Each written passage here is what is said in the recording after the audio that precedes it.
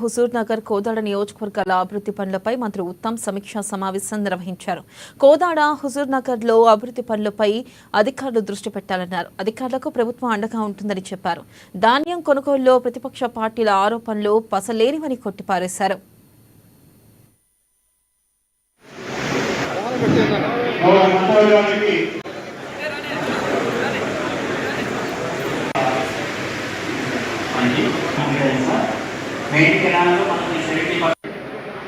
Ramarao sir hello సైజులు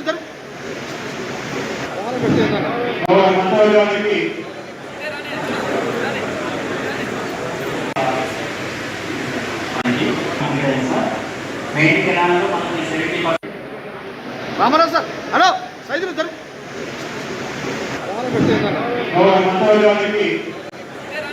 ప్రజాపతులకు కానీ మాజీ ప్రజాపతులకు కానీ మనందరం కూడా సిన్సియర్ గా పనిచేద్దామని చెప్పి మిమ్మల్ని రిక్వెస్ట్ చేస్తున్నా.